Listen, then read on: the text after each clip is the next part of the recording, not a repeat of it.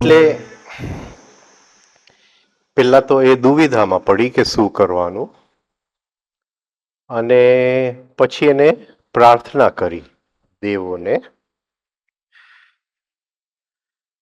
અને પ્રાર્થના એ કરી હાથ જોડીને કે જ્યારથી મેં સાંભળ્યું છે, જ્યારથી હંસોની મેં વાત સાંભળી છે, મારા મનની અંદર નળ સિવાય કોઈ બીજો વિચાર નથી. આપણા મનની અંદર ઘણા બધા વિચારો આવે, બરાબર?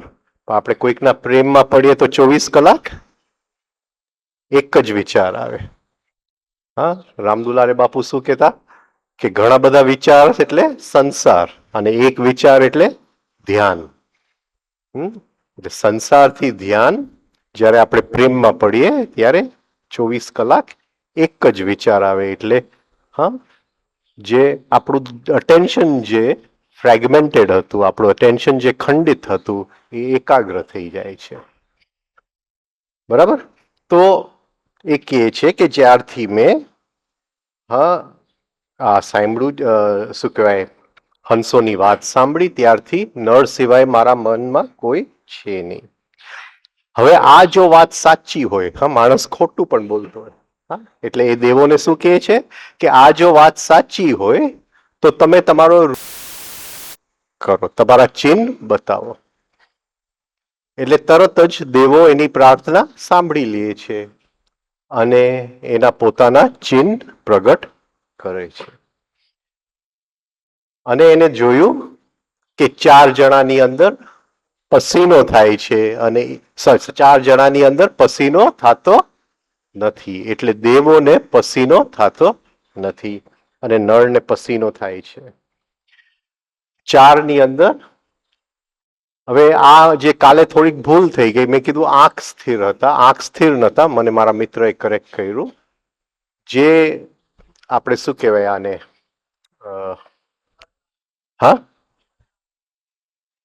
આઈલેડ્સ ને શું કે ગુજરાતીમાં? પાપડ, પાપડ, પાપડ. એને પલકારો નતો થતો. એટલે આંખ એના પલકાતા નતા. ત્રીજું એને જોયું કે એ લોકો જે માળા પહેરેલી હતી ફૂલોની, એમાં એક પણ ફૂલ કરમાયેલું નતું. અને ચોથું એને જોયું કે એના પગ જમીનને અડતા નતા. રાઈટ? ઓકે. એટલે પેલા આપણે જોયું પસ્પાય, એટલે એ દેવ સૃષ્ટિ એટલે એવી સૃષ્ટિ જેની અંદર કંઈ પણ વસ્તુ ડીકે નથી થતું, બગડતું નથી. ત્યાં બીજું આપણે જોયું કે આંખનો પલકારો નતો. જે પલકારા છે એ સ્વપ્ન સૃષ્ટિનું એક ચિહ્ન છે. માણસ જ્યારે સ્વપ્નમાં હોય ત્યારે એના આંખ અંદર આમથી આમ હલતા હોય, એટલે બહારનું પાપણ આમામ થતું હોય. રાઈટ? એટલે જે બ્લિંકિંગ છે એ સ્વપ્ન સૃષ્ટિનું એક ચિહ્ન. બ્લિંકિંગ, હેઝિટેશન, હેઝિટેશન ને શું કહેશું ગુજરાતીમાં? ના, હેઝિટેશન, ખચકાવો, ખચકાવો. ખચકાવાનું એક ચિહ્ન છે બ્લિંકિંગ. એટલે દેવો ખચકાતા નથી. જે કામ કરવાનું હોય એ તરત કરી લે, વચ્ચે રોકાય કે ગભરાય કે એવું કંઈ આવે નહીં. એટલે ખચકાવું. રાઈટ? પછી કોઈ વખત આપણને આજુબાજુનું જોવું ન હોય, એવું કંઈક સીન હોય, કોઈકનું એક્સિડન્ટ થઈ ગયું હોય, ખૂબ લોહી જાતું હોય, કે કંઈક જનાવર મરેલો પડેલું હોય, તો આપણે આંખ આમ બંધ કરીએ. એટલે ભગવાનનો એક રૂપ છે જેને આપણે રુદ્ર રૂપ કહીએ.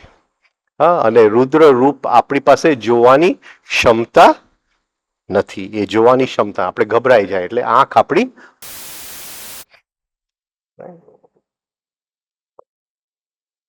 જ્યારે કોઈ વસ્તુ એકદમ સ્પીડમાં જાતું હોય, હા, ત્યારે પણ આપણી આંખમાં પલકારો આવે. અને કોઈ વખતે આપણને થાય કે આપણી કંઈક ભૂલ થઈ ગઈ છે ક્યાંક અને આપણને નવેસરથી ચાલુ કરવું છે, ફરીથી આંખમાં પલકારો આવે અને આપણે નવેસરથી. તો આ બધું મનુષ્ય યોનિની અંદર છે, દેવ યોનિમાં આ બધું ના આવે. એટલે એ લોકોની આંખમાં પલકારો નતો. એટલે એને કીધું કે તમે તમારું ચિહ્ન બતાવો. તો ચિહ્ન એને જોઈ લીધા. તરત જ એને જે વરમાળા હતી એ નળને પહેરાવી દીધી. બધી બાજુ એકદમ શોર, જેમ આપણે અહીંયા ક્રિકેટ મેચ જીતીએ અને ફટાકડા ફૂટે, હા, બધા રાજાઓ શોર મચાવવા માંડ્યા કે બહુ જ સરસ થઈ ગયું. જેનો જે લાયક હતો એના હાથમાં જ દમયંતી ગઈ. નળ બોલ્યો કે કમલ નયની, હા, તે દેવોને, હા, શું કહેવાય, ઇગ્નોર કરીને, દેવોને ઇનકાર કરીને તે મને, તે તું વરી છે એટલે હા હું તારી આજ્ઞામાં રહીશ, હા, જીવનભર તારી. છતાંય આ વસ્તુ નળ તોડે છે, એ આપણે આગળ જશું જોશું. દેવો પણ બહુ ખુશ થઈ ગયા. એટલે એ લોકોએ 8 વરદાન આપ્યા. એ 8 વરદાન આપણે જોઈ લઈએ. ઇન્દ્રએ વરદાન આપ્યું કે ગમે ત્યાં એ નળ ઇન્દ્રને આહ્વાન કરી શકે, ઇન્દ્રને પ્રગટ કરી શકે. ઇન્દ્ર એટલે ઇન્દ્રિયોની શક્તિ. હા, આપણી ઇન્દ્રિયોની શક્તિ બહુ સંકુચિત છે. પણ એક આર્ટિસ્ટ હોય, કોઈક ઇન્દ્રિયની શક્તિ થોડી વધારે હોય. આપણને હા પાંદડાઓ દેખાય તો ગ્રીન દેખાય, પણ એક આર્ટિસ્ટ હોય તો એક ગ્રીન પાંદડામાં એને કેટલા બધા ગ્રીન ના શેડ્સ દેખાય. એટલે એની આંખની અમુક ઇન્દ્રિયોની શક્તિ વિસ્તાર પામેલી છે. એટલે ઇન્દ્ર એટલે ઇન્દ્રિયોની શક્તિ.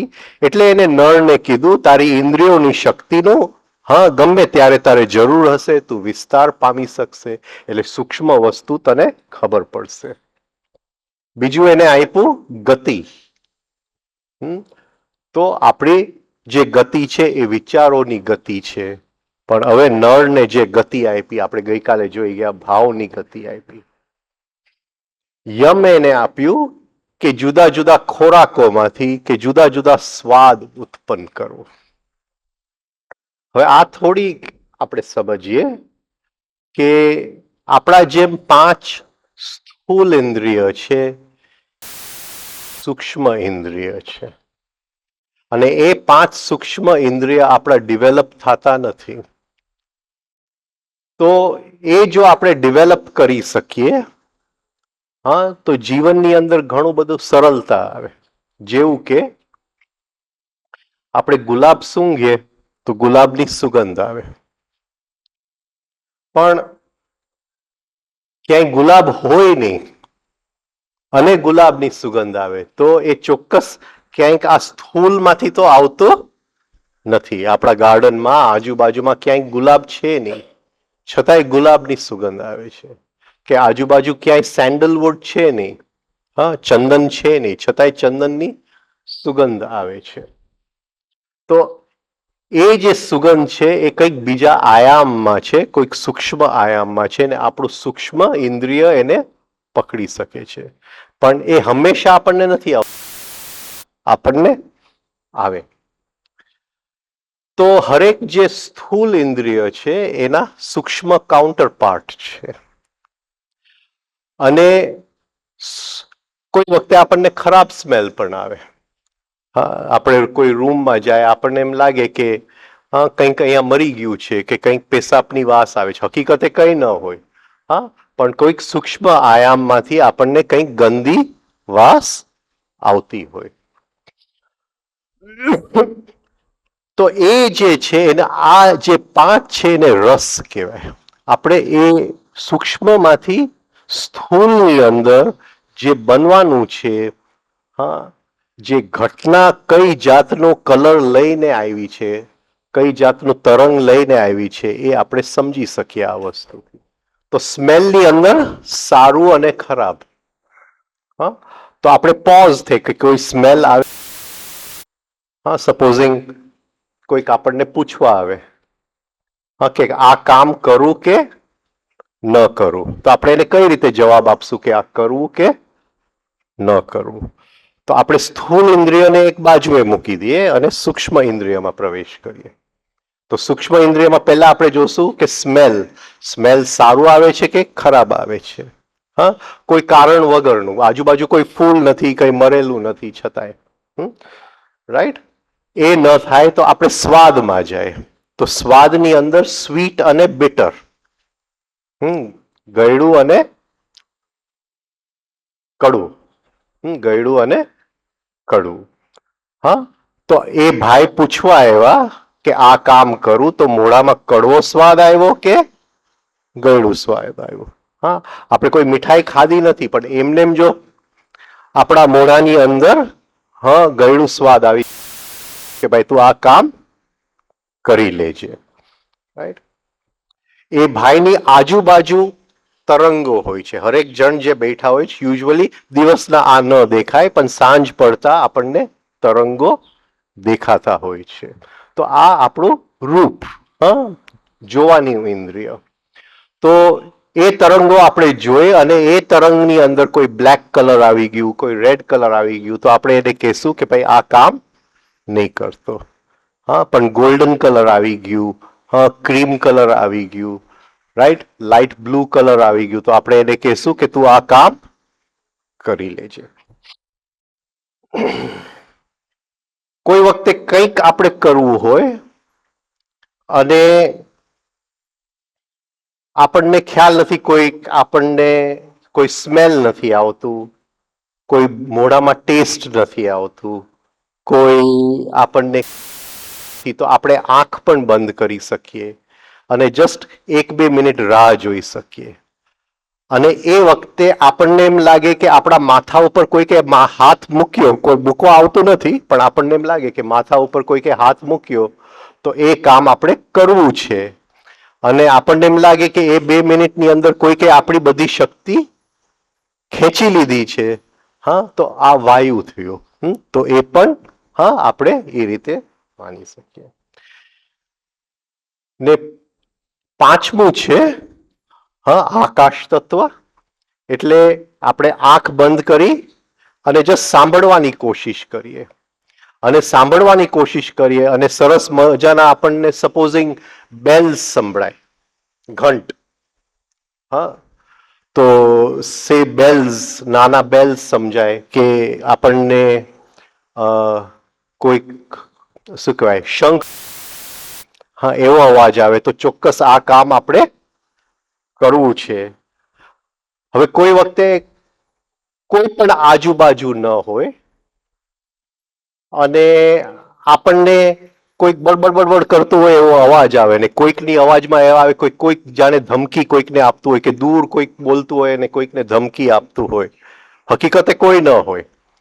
હા, તો એ વખતે જો બેલ્સની બદલે આવો અવાજ આપણને સાંભળવામાં આવે તો પછી એ કામ આપણે નહીં કરવું. તો આ પાંચે જે આપણા સૂક્ષ્મ ઇન્દ્રિયના ચિહ્ન જે છે, હા, પોઝિટિવ અને નેગેટિવ. હા, અને નાનપણથી આ જો આપણે ડેવલપ કરીએ, હા, તો જીવનની અંદર ઘણી બધી સરળતા આવે કે આ કરવું કે ન કરવું. તો એ શક્તિ, હા, યમે નળને આપી કે જુદા જુદા સ્વાદ અને રસ એ ઉત્પન્ન કરી શકે. માર્ગથી કોઈ દિવસ છૂટો પડશે નહીં. વરુને એને શક્તિ એ આપી કે ગમે ત્યાં પાણી પ્રગટ કરવું અને ફૂલ હંમેશા ફ્રેશ રહેશે, એની ઉપર ફૂલ કોઈ દિવસ કરમાશે નહીં.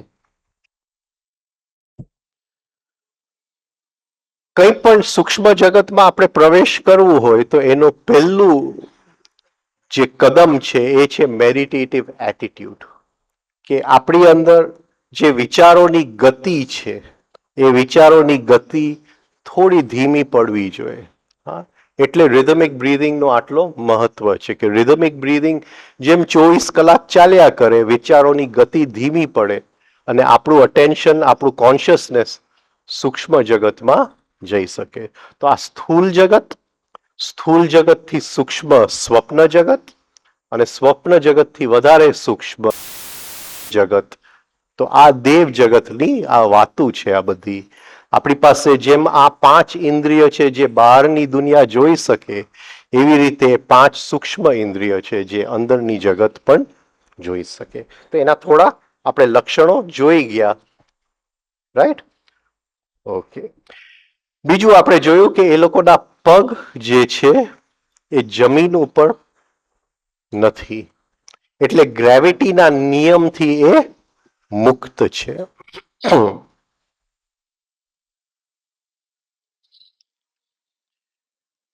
આપણે ગ્રેવિટીના નિયમથી બંધાયેલા છે. ગ્રેવિટી એટલે ડાઉન, ફ્રી ઓફ ગ્રેવિટી એટલે અપ. પણ જ્યારે આપણે આપણી વાત કરીએ, ડાઉન એટલે આઉટ, હા, અને ફ્રી ઓફ ગ્રેવિટી એટલે અપ એટલે ઇન. ડાઉન એટલે આઉટ, અપ એટલે હા, એટલે એક મજાની વસ્તુ મને સ્ટોરમાં દેખાય અને મારું ધ્યાન ખેંચાય તો અટેન્શન અને એનર્જી ક્યાં ગયું? ડાઉન ગયું કે અપ ગયું? ડાઉન. ગ્રેવિટીએ એને ખેંચી લીધું. આપણું અટેન્શન, આપણું ધ્યાન હર ક્ષણ ગ્રેવિટી ખેંચી જાય છે. તો ગ્રેવિટીના નિયમથી આપણે બંધાયેલા છે. જ્યારે શિષ્ય ગુરુ પાસે જાય છે ત્યારે ગુરુ એને શીખડાવે છે કે ગ્રેવિટીના નિયમથી એની શક્તિ અને એનું ધ્યાન કેમ છૂટું કરવું. એની માટે એ અંદરનું મેગ્નેટિઝમ વધારે છે. એ જેમ ધ્યાન કરતો જાય છે, ધ્યાનની વિધિ કરતો જાય છે, એમ ધીમે ધીમે એનું અંદરનું બધું એકાગ્ર થતું જાય છે અને એક મેગ્નેટિક ફિલ્ડ ઉત્પન્ન થાય છે. એ મેગ્નેટિઝમના કારણે ભલે ગ્રેવિટી એની શક્તિ ખેંચવા માંગે, એ મેગ્નેટિઝમના કારણે પાછી ખેંચાઈ જાય. હવે વેડફાતી નથી. આપણી બધી શક્તિ લીકેજીસ ઓફ એનર્જીમાં ચાલ્યું જાય છે. વિચારોની અંદર, ડે ડ્રીમિંગની અંદર, બ્રૂડિંગની અંદર ખેંચાઈ જાય છે. હવે એમાંથી મુક્ત થઈ ગયો શિષ્ય, એટલે લો ઓફ ગ્રેવિટીમાંથી લો ઓફ મેગ્નેટિઝમમાં જાય છે. હજી શિષ્ય મહેનત કરે છે અને અંદર જેમ એનું કોન્શિયસનેસ વધતું જાય છે, એની ઉપર લો ઓફ ગ્રેસ આવે છે. કોઈક હાયર જે દેવો જેમ વરદાન આપ્યું નળને, એમ અંદર આપણી અંદર પણ એવી સ્થિતિ છે, એવી જગ્યાઓ છે જ્યાં દેવો છે, એની કૃપામાં આપણે આવી જાય એટલે લો ઓફ મેગ્નેટિઝમમાંથી લો ઓફ ગ્રેસમાં આપણે ચાલ્યા જાય. પછી બધું ઓટોમેટિક ચાલે, આપણે કંઈ કરવું ન પડે. પછી કરવા વાળો બચતો નથી. તો આ ગ્રેવિટીમાંથી મુક્ત હતા. તો આ રીતે નળને મળે છે અને દમયંતીને લઈ અને એ પોતાના દેશ, નિષાદ દેશ ચાલ્યો જાય છે. હવે આ બાજુ નળ દમયંતીને લઈ અને પોતાના દેશમાં જાય છે ને 4 દેવો સ્વયંવર છોડી અને પાછા સ્વર્ગ તરફ જાય છે. સ્વર્ગ તરફ જાય છે અને રસ્તાની અંદર એને 2 દેવો સામે આવતા દેખાય છે. એ 2 દેવના નામ હતા કલી અને દ્વાપર. આ 2 યુગ છે, કલિયુગ અને દ્વાપર યુગ, રાઈટ? તો એ 2 દેવો એને દેખાય છે અને ઇન્દ્ર પૂછે છે કે કલી તું ક્યાં જઈ રહ્યો છે, ક્યાં જાય છે? તો એ છે કે અમે દમયંતીના સ્વયંવરમાં જાય છે. મને દમયંતી બહુ જ ગમે છે અને ગમે તેમ મારે દમયંતી સાથે લગ્ન કરવા છે. એટલે ઇન્દ્ર હસે છે અને કહે છે કે સ્વયંવર તો પૂરું થઈ ગયું. હા, દમયંતી એ અમારી સામે, એટલે અમારા સમક્ષ જ એને નળને પસંદ કરી અને હવે ત્યાં જવાનો કોઈ મીનિંગ નથી. કલીને એકદમ ગુસ્સો આવી જાય છે. એ કહે છે કે એની હિંમત કેવી રીતે થઈ કે 4 દેવો હતા અને જ્યારે દેવો હતા એને મનુષ્યને કેમ પસંદ કર્યો. એક હા, આ અનાદર કહેવાય, આ સરખું ન કહેવાય. એટલે એને 4 દેવોમાંથી કોઈને પસંદ કર્યા હોત તો બરાબર હતું. એટલે એકદમ ગુસ્સામાં આવી જાય છે કે હું એને શ્રાપ આપીશ. એટલે દેવો કહે છે કે અમારે જે અનુમતિ હતી કે એ અમારી અનુમતિથી જ દમયંતીએ નળને પસંદ કરી. પેલા પ્રાર્થના કરેલી ને, એટલે અમારી અનુમતિથી જ દમયંતીએ નળને પસંદ કરી અને જે થયું એ બરાબર થયું છે. એટલે તું તારો ગુસ્સો જે છે એને સાચવી લે, એ ગુસ્સાને તું વ્યક્ત કરતો નહીં. આમ કહીને 4 દેવો નીકળી જાય છે સ્વર્ગ તરફ. પણ કલીનો ગુસ્સો સમાતો નથી અને એ દ્વાપરને કહે છે કે મારો ગુસ્સો હવે હું અંદર રોકી શકું એમ નથી. એટલો બધો મને ગુસ્સો આવી ગયો છે કે એ ગુસ્સો મારે ક્યાંક તો વ્યક્ત કરવો જ પડશે. તો આપણે 2 જણા, તું મને મદદ કરજે. આપણે 2 જણા નળના રાજ્યમાં જાય, શરીરમાં પ્રવેશ કરી લઈશ, એના મનનો કબજો લઈ લઈશ અને એની પાસે દ્યુત રમાવીશ, ગેમ્બલિંગ કરાવીશ એની પાસે. દ્યુત રમાવીશ, જુગાર રમાવીશ. અને એ જુગારની અંદર તું પાસાની અંદર આવી જાજે. એ દ્વાપરને કહે છે કે તું પાસાની અંદર આવી જાજે અને પાસા બધા એના વિરોધમાં ફેંકજે, એટલે એનું સર્વસ્વ એ બધું હારી જાય. હવે કલી જે છે, કલી એટલે ટાઈમ ફેક્ટર. ટાઈમ ફેક્ટર, આ યુગને આપણે ધ એજ ઓફ ટાઈમ કહીએ છીએ. ટાઈમ ફેક્ટર માણસની એક જ લક્ષ્ય છે કે ટાઈમ ઉપર એને વધારે ને વધારે જીત કેમ મેળવી શકે, ટાઈમને કેમ કબજામાં લઈ શકે. મને યાદ છે કે વર્ષો પહેલા 1969માં મારા દાદા સાથે માધવપુરના મંદિરે દર્શન કરવા આવ્યો હતો. એટલે મારા દાદા કહેતા હતા કે 1926માં હું પહેલા આવેલો અહીંયા દર્શન કરવા માટે અને જુનાગઢથી અમે ગાડામાં આવ્યા હતા અને 8 દિવસે માધવપુર પહોંચેલા. એટલે એક કલિયુગ નતો. અત્યારે જુનાગઢથી પહોંચવું હોય તો 1.5 કલાકમાં માધવપુર પહોંચાય. એટલે the conquest of time, the conquest of time, right. જ્યારે કોમ્પ્યુટર આવ્યા 1990ની આજુબાજુ, આપણે પર્સનલ કોમ્પ્યુટર્સ, ત્યારે જે પ્રોસેસિંગ સ્પીડ્સ હતા એ બહુ સ્લો હતા. હવે પ્રોસેસિંગ સ્પીડ્સ ગીગાબાઇટમાં આવી ગયા. The conquest of time. એટલે કલિયુગ એટલે એક એટલું બધું અટેન્શન ટાઈમથી બંધાઈ ગયું છે, ટાઈમમાં પોરવાઈ ગયું છે. તો આ યુગની અંદર આપણે એટલા બધા ટાઈમ કોન્શિયસ થઈ ગયા છે. જાણે કોઈક 5 મિનિટ લેટ આવે તો આપણાથી સહન થાય નહીં. અને એ જમાનો હતો કે પોરબંદર પહોંચવું હોય તો 7 દિવસ લાગે. કોઈક માણસ 2 દિવસ લેટ આવે તો સમજ્યા, હવે 7 દિવસમાં 2 દિવસ લેટ આવ્યો. પણ હવે 5 મિનિટ લેટ આવે તો આપણાથી સહન થતું નથી. તો ટાઈમ કોન્શિયસનેસ. બીજું, ટાઈમની સાથે કાઉન્ટિંગ આવી જાય છે.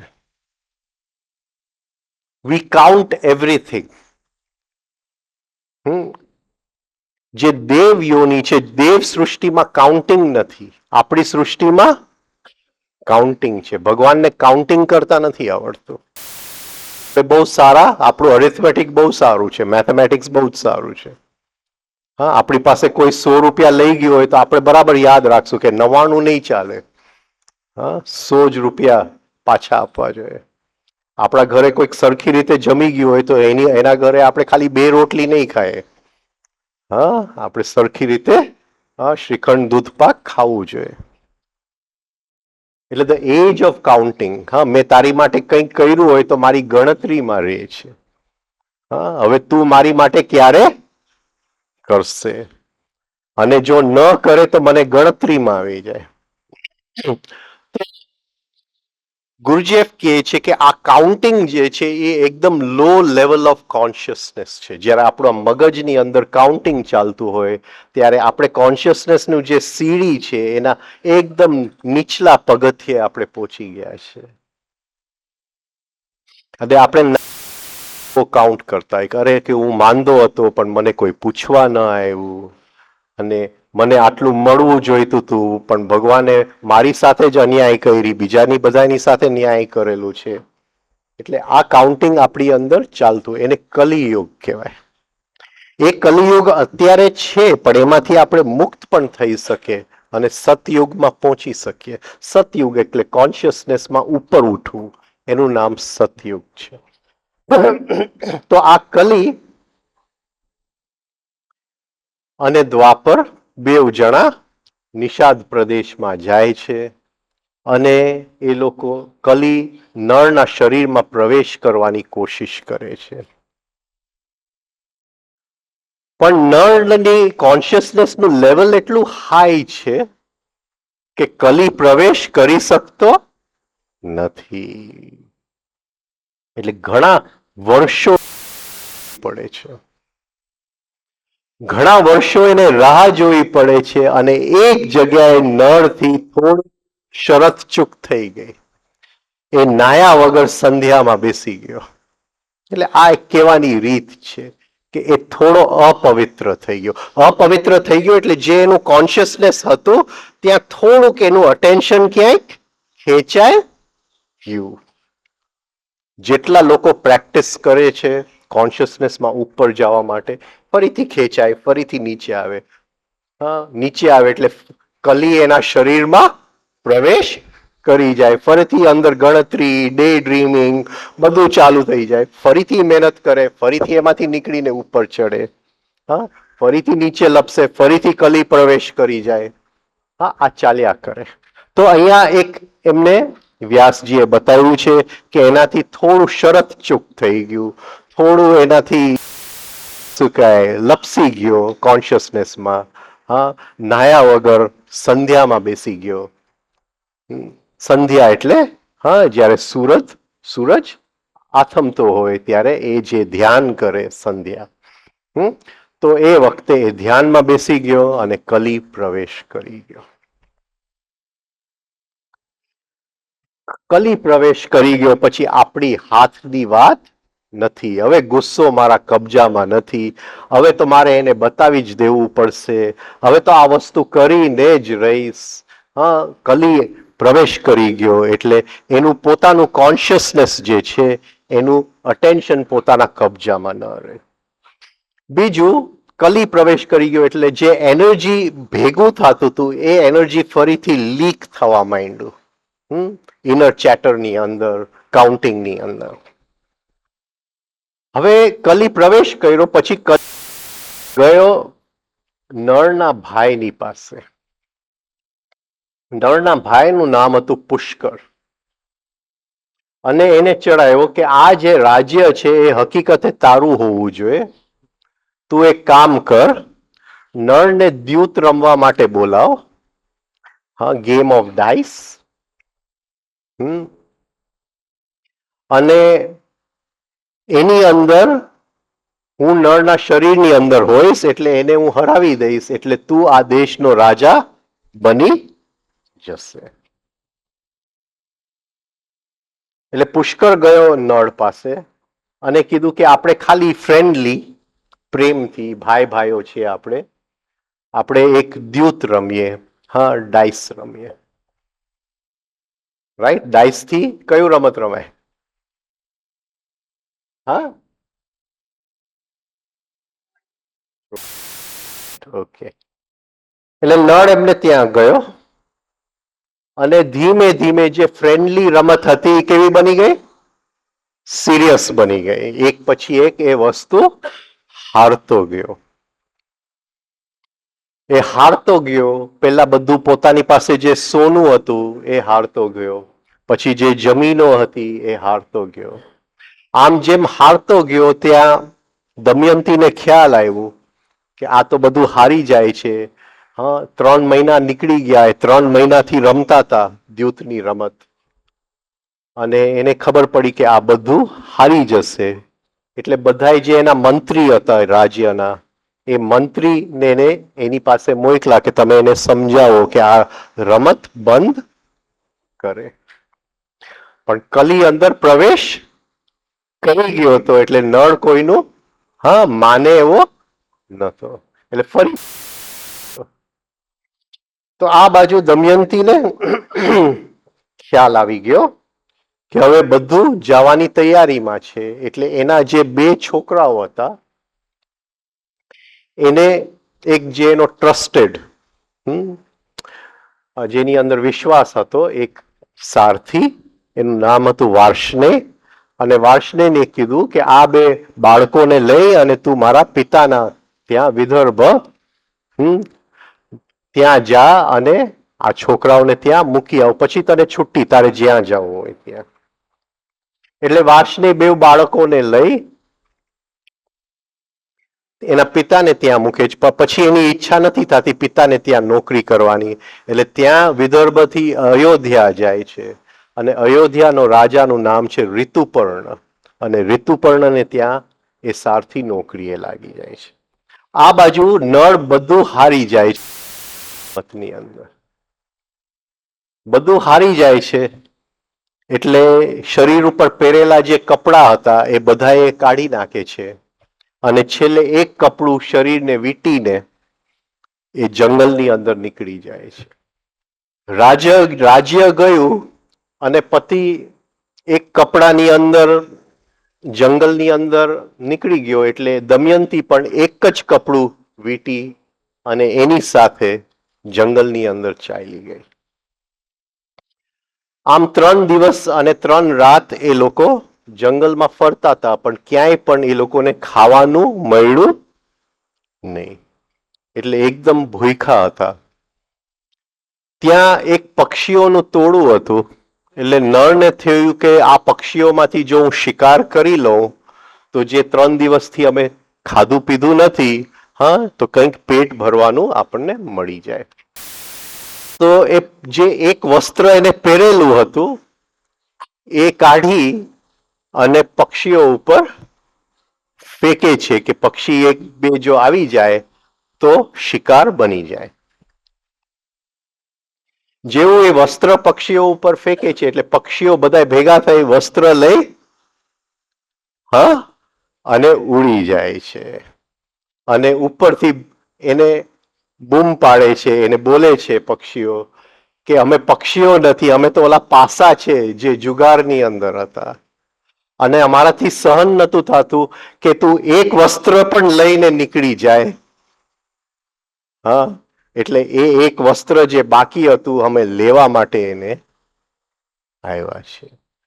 માણસની અંદર કોન્શિયસનેસનું જ્યારે ટ્રાન્સફોર્મેશન આવવાનું હોય, જ્યારે પ્રાકૃતિક કંઈક રૂપાંતરણ આવવાનું હોય, ત્યાં તે વખતે એને ટોટલ ભરોસો હોવો જોઈએ પ્રકૃતિની અંદર. જ્યાં સુધી બેંકની અંદર 1 રૂપિયો પણ પડ્યો હશે ત્યાં સુધી એ રૂપિયા ઉપર આપણને ભરોસો હશે, પ્રકૃતિ ઉપર નહીં હોય.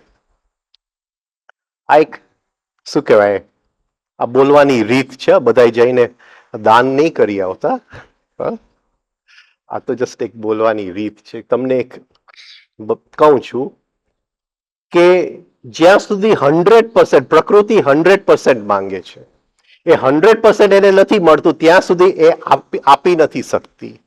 50-50 અહીંયા નથી ચાલતું. એટલે એક વખત સાવ આપણે નાગા થવું પડે. એટલે જે એક વસ્ત્ર પણ બચ્યું હોય એ પણ જો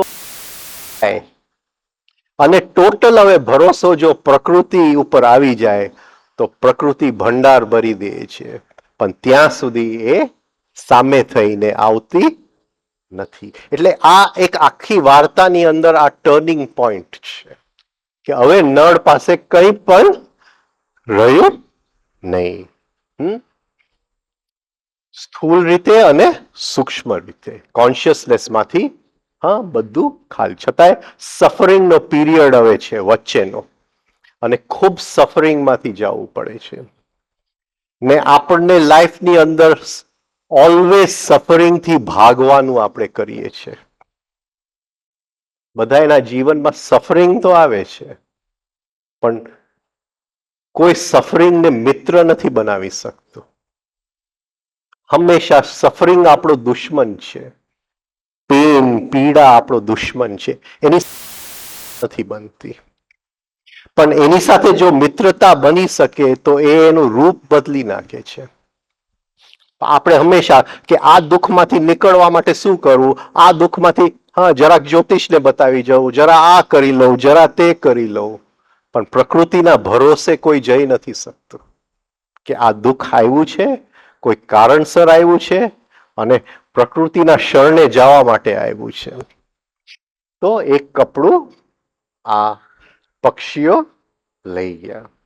નળનો એકદમ દુઃખ આવી પડ્યું, જેવું એક કપડું. એને એમ થયું કે જે એક કપડું બચેલું હતું એ પણ આ પક્ષીઓ લઈ ગયા. હૃદયની અંદર એકદમ દુઃખ આવી પડ્યું અને કલી તો બેઠેલો હતો એટલે એ દમયંતીને અલગ અલગ રસ્તા બતાવવા માંડ્યો અને કીધું કે આ જે રસ્તો છે એ તારા પિતાના ઘર તરફ જાય છે. એટલે કે તું મને કેમ છોડવા માંગે છે? હું તને એકલો જંગલની અંદર છોડીને જઈશ નહીં. એમ કરતા કરતા જંગલની અંદર એક એ લોકોને ધર્મશાળા જેવું મળ્યું જ્યાં કોઈ રહેતું નતું. કેટલા વર્ષો પહેલા બધા છોડેલું, ખંડિત હાલતમાં હતું. એમ કીધું કે રાતવાસો અહીંયા કરી લે. અને જેમ રાત વીતતી ગઈ, નળને ઊંઘ ન આવી. અંદર કલી બેઠેલો હતો. એને પહેલા કીધેલું હતું કે હું તારી જ આજ્ઞામાં રહીશ, પણ અંદર એને એમ થયું કે હવે અમે બેવ જણા અહીંયા સચવાય એમ નથી જંગલની અંદર, એટલે મારે જો હું આને છોડી દઈશ દમયંતીને તો એ એના પિતાના ઘરે પહોંચી જશે અને હું મારો કઈ ને કઈ રસ્તો કાઢી લઈશ. આની પહેલા દમયંતીએ એમને પૂછેલું કે તું પણ ચલ મારા પિતાને ત્યાં, તો એને ના પાડી. પિતાને ત્યાં ગયો તો ત્યારે રાજા તરીકે ગયો, હવે ભિખારી તરીકે હું નહીં જાઉં. એટલે જેવું અડધી રાત થયું એને એક નાનું અસ્ત્ર મળી જાય છે ત્યાં ધર્મશાળાની અંદર. એટલે દમયંતીનું જે એક વસ્ત્ર હતું એમાંથી અડધું કાપી પોતે ઓઢી અને એ નીકળી જાય છે. સવારે દમયંતી ઉઠે છે અને અડધું વસ્ત્ર જોયે છે એટલે એને ખ્યાલ આવી જાય છે કે નળ મને છોડીને વયો ગયો. એટલે એ એક પાગલની જેમ બધે બૂમાબૂમ કરતી ફરતી, ઝાડોને પૂછે, પવનને પૂછે, નદીઓને પૂછે, પહાડોને પૂછે કે તમે નળને જોયો છે મારા, અને મોટું વર્ણન કરે, મારો નળ આવો છે, આટલો શું કહે આટલું વીર છે, આમ છે, તેમ છે, અને તમે એને જોયો છે? પણ બધા કે અમે ક્યાંય જોયું નથી. હવે આપણે શરૂઆતની અંદર જોઈ ગયા કે નળ એટલે અંદરનો જે જીવ જે સાધના કરવા માંગે છે અને દમયંતી એટલે જે શક્તિ દ્વારા સાધના કરીએ છીએ. એ જીવ થોડો કોન્શિયસનેસમાં ઉતરી ગયો, ચૂકી ગયો, એટલે હવે શક્તિથી અલગ થઈ ગયો. એની અંદર કલી, અનકોન્શિયસનેસ આવી ગયું. કલી એટલે ડીપ અનકોન્શિયસનેસ આવી ગયું. એટલે એ જે એની શક્તિ હતી એનાથી છૂટો પડી ગયો. બેઉ જંગલની અંદર છૂટા પડી ગયા. હવે એ સાધક જે અહીં સુધી પહોંચીને અને પડી ગયો છે ત્યાંથી ફરીથી એ શક્તિને ઉપલબ્ધ કરવા માટે એને ખૂબ સાધના કરવી પડશે. એટલે એ આ સફરિંગમાંથી હવે પસાર થશે. ધૈર્ય એટલે નળ અને સંયમની શક્તિ એટલે દમયંતી. હવે દમયંતી આ રીતે પાગલ સ્ત્રીની જેમ ફરતી હોય છે જંગલની અંદર. ત્યાં એક અજગર આવી અને એને ગળવા માંડે છે. અજગર એને પકડી લે છે. એ બૂમાબૂમ કરે છે કે મને અજગરથી બચાવો. અને એ વખતે એક શિકારી જંગલમાં પારધી જઈ રહ્યો છે. એ જોવે છે કે આ એક સુંદર સ્ત્રી છે, એક પતલા કપડાની અંદર વીંટાયેલી છે અને એને આ અજગર ખાઈ જાય છે. અજગર ખાઈ રહ્યો છે એટલે તે વખતે એ પારધી એ અજગરને મારી નાખે છે અને એને બચાવે છે. હવે અજગર જે છે એ એના ખોરાકને ગળી જાય છે. સોરી. તો અજગર શું છે? એ આપણી અંદર શું છે? અજગર એ શું? તો અજગર જે છે એ ડિસીટને શું કહેશું ગુજરાતીમાં? હા, ડિસીટ ગુજરાતી શું થાય? ડિસીટ હા, છેતરવું. હા, છેતરવું. હા, એ એનો પ્રતીક છે. અજગર દ્વારપાલનો પ્રતીક છે કે ક્યાંક એક આપણું ખજાનો પડ્યો હોય તો એને જે સાચવે છે એનો પ્રતીક છે. સાપને બે જીભ હોય છે, મનુષ્યને એક જ જીભ હોય છે.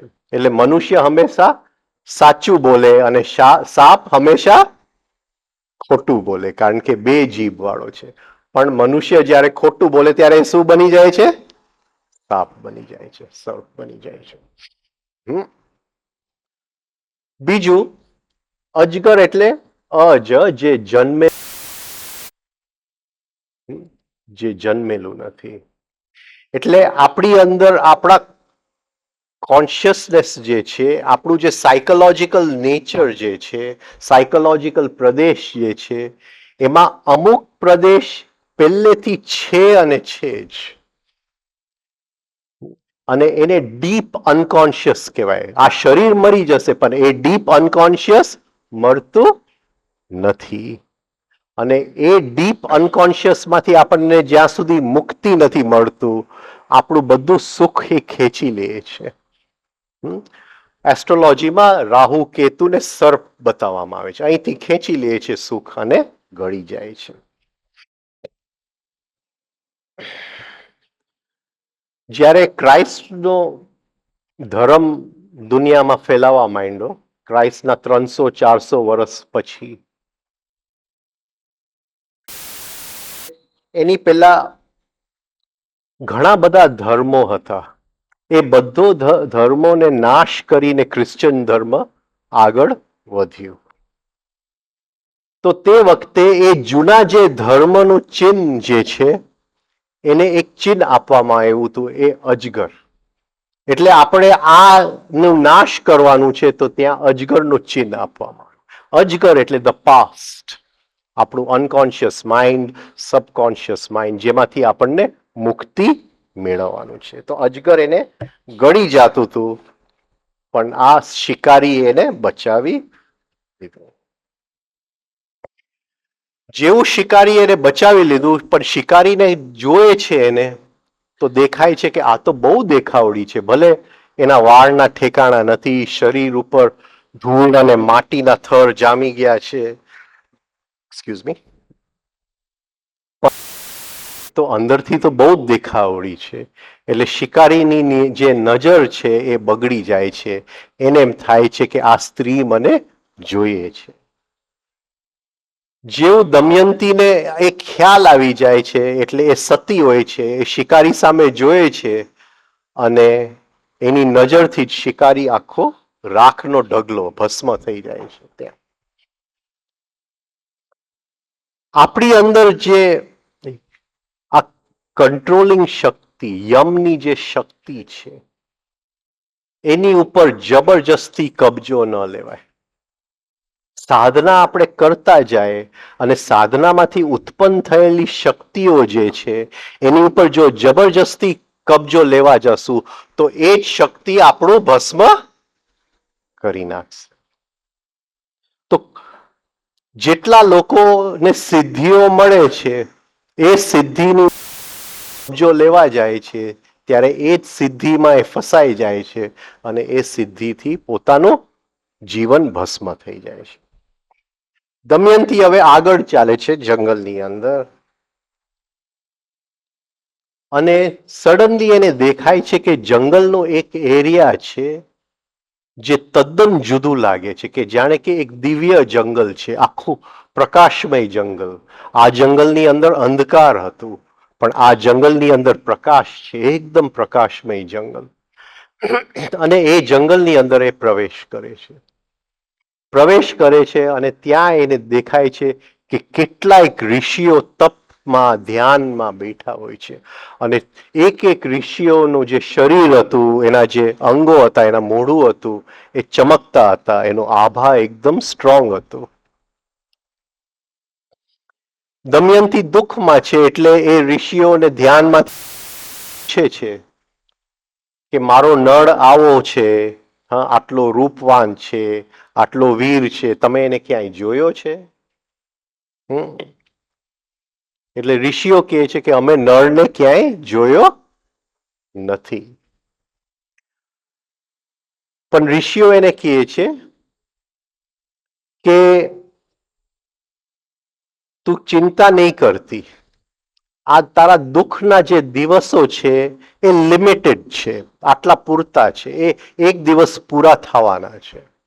પણ તને નળ ત્યાં સુધી નહીં મળે જ્યાં સુધી નળ પોતે દુઃખી છે, ત્યાં સુધી તને નળ નહીં મળે. પણ નળ જ્યારે દુઃખમાંથી મુક્ત થશે અને ફરીથી સુખને ઉપલબ્ધ થશે ત્યારે તને નળ મળશે. એટલે કહેવાનો મતલબ કે નળ જ્યાં સુધી અનકોન્શિયસમાં છે, કલીના કબજામાં છે, એ જ્યાં સુધી કલીના નહીં થાય, એ થોડો કોન્શિયસનેસની સીડી ઉપર નહીં ચડે, એ કાઉન્ટિંગમાંથી મુક્ત નહીં થાય, ત્યાં સુધી તને નળ મળશે નહીં. એમ કહીને એ ઋષિઓને એ જંગલનો આખો જે ભાગ છે એ લુપ્ત થઈ જાય છે. ફરીથી જૂના જંગલમાં દમયંતી જોઈએ છે તો ત્યાં એ પડી હોય છે. જેમ મેં કીધું, આપણી સૃષ્ટિ, સ્વપ્ન સૃષ્ટિ, દેવ સૃષ્ટિ. એ દેવ સૃષ્ટિને આપણે ત્યાં તુર્ય કહેવામાં આવે છે. લેવલ્સ ઓફ કોન્શિયસનેસ, તુર્ય, the highest level of consciousness. અને કોઈક વખતે આપણે જ્યારે એકદમ દુઃખની અંદર હોય છે, એકદમ પીડાની અંદર હોય છે અને બધું સ્તબ્ધ થઈ જાય છે, ભાવ બધા સુકાઈ જાય છે અંદરના, અને કંઈ પણ આપણને વિચાર આવતો નથી, કંઈ પણ આપણને સૂચતું નથી, તો કોઈ વખતે એ જે કોન્શિયસનેસની જે સ્ટેટ છે એની સાથે આપણું કોમ્યુનિકેશન, કનેક્શન થઈ જાય છે. તો દમયંતી એ પ્રકાશમય વનમાં પહોંચી ગઈ. તો એ કનેક્શન જ્યારે થાય ત્યાંથી કંઈક અવતરે છે અને ત્યાંથી એને ખબર પડી ગઈ કે મારા દુઃખના દિવસો ગમે ત્યારે પૂરા થવાના છે. પણ એ થોડો વખત માટે હોય છે. ફરીથી જ્યારે આપણે દુઃખી થાય છે, ફરીથી જ્યારે અંધકાર આપણને બધી બાજુથી ઘેરી લે છે, આપણે ભૂલી જાય છે કે ઋષિઓએ આવું કીધેલું. આપણને એમ થાય કે આ દુઃખનો તો અંત આવવાનો જ નથી. હમણાં જ એક પ્રસંગ વાંચતો હતો. એક પિતા એની દીકરીને ડ્રાઇવિંગ શીખડાવતા હતા અને ડ્રાઇવિંગ હાઈવે ઉપર શીખડાવતા હતા. ત્યાં એક મોટું તોફાન આવ્યું. એટલે દીકરીએ પિતાને કીધું કે આપણે સાઈડ પર ઉભા રહીએ અને આ તોફાન નીકળી જાય. તો પિતાએ કીધું ના, તું ગાડી ચલાવતી જા ને, ચલાવતી જા. તોફાન એકદમ વધવા માંડ્યું, એકદમ દેખાતું નતું, વરસાદ એકદમ પડવા માંડ્યો. બીજી બધી ગાડીઓ એક પછી એક જે રસ્તો હતો એના એક સાઈડ ઉપર આવીને થંભી જતી હતી. અને આ છોકરી નવી નવી ડ્રાઇવિંગ કરતી હતી. ફરીથી એને પિતાને કીધું કે નહીં, આપણે થંભી જાય. પિતા કે નહીં નહીં, તું ચલાવ ચલાવ. અને ગાડી ચલાવતા ચલાવતા જ્યાં એ તોફાન હતું એ તોફાનની બહાર નીકળી. તો પછી પિતાએ કીધું કે હવે ગાડી એક બાજુ રાખ અને આપણે થોડો આરામ કરીએ. તો એને કીધું કે તોફાન તો નીકળી ગયો, હવે ગાડી કેમ એક બાજુએ મૂકવાનું, કે હવે આપણે જરા આરામ કરીએ અને તું જો પાછળ, હા, કે જે લોકો તોફાનથી ખેંચાઈ ગયા એને ગાડીએ એક બાજુએ મૂકીને ત્યાં તોફાનમાં જ રહી ગયા, આપણે તોફાનથી આગળ નીકળી ગયા. પણ આપણે ભૂલી જાય છે કે ઋષિઓએ કંઈક કીધેલું અને તોફાન નીકળી જવાનું છે. હવે જેવું એ વન ગુમ થઈ જાય છે, ગાયબ થઈ જાય છે અને એ રસ્તા ઉપર સેજ ચાલે છે આગળ, ત્યાં એને એક અશોકનું વૃક્ષ દેખાય છે અને અશોકનું વૃક્ષ ખૂબ ફૂલોથી ભરપૂર હતો. એટલે એ અશોકના વૃક્ષ અહીંયા એક play on words, A play on words જે આપણે કહીએ, આપણે જ્યારે શેક્સપિયર ભણીએ ત્યારે Shakespeare he plays on words એના બધા નાટકોની અંદર. એટલે શોક એટલે દુઃખ, હા, શોક એટલે દુઃખ, અશોક એટલે નો દુઃખ, ફ્રી ફ્રોમ દુઃખ, ફ્રી ફ્રોમ પેન. અને આ અશોકનું ઝાડ ફ્રી ફ્રોમ પેન ફૂલોથી ભરપૂર છે. એટલે એને કહેવા માંગે છે, ઝાડ એને કહેવા માંગે છે કે તારું હવે દુઃખ પૂરું થવાની તૈયારીમાં છે, બહુ દૂર નથી. હા, એક પ્રતીક છે ઝાડનું.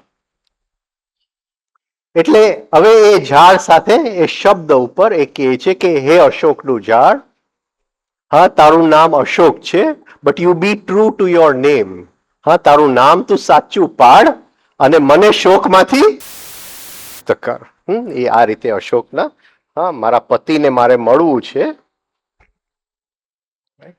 હવે એ આગળ જાય છે અને એ જોયે છે કે દૂર હાથીઓ, ઘોડાઓ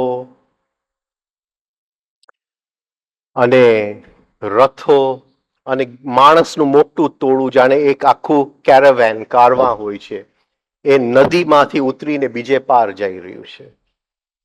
અને એને માણસો દેખાય છે એટલે એને એમ લાગે છે કે ચલો હું આ માણસોને પૂછું કે તમે નળને ક્યાંય જોયો છે. એટલે એ જઈને એ લોકોને પૂછે છે.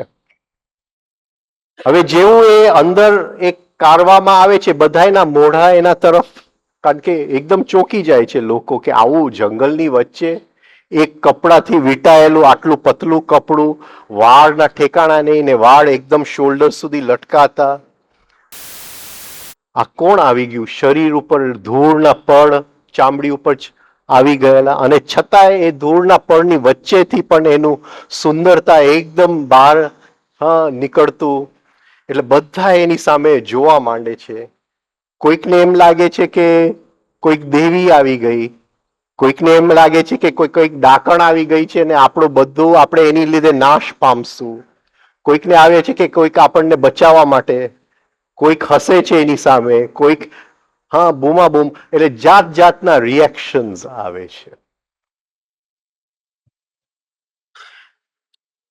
જ્યારે શક્તિ આપણાથી છીનવાઈ જાય છે, આપણે શક્તિથી અલગ થઈ જાય છે, ત્યારે જીવનની અંદર એક જાતની ઇનડિસિપ્લિન આવે છે, અનુશાસન નીકળી જાય છે. હા, બધું ઠેકાણા વગરનું થઈ જાય છે.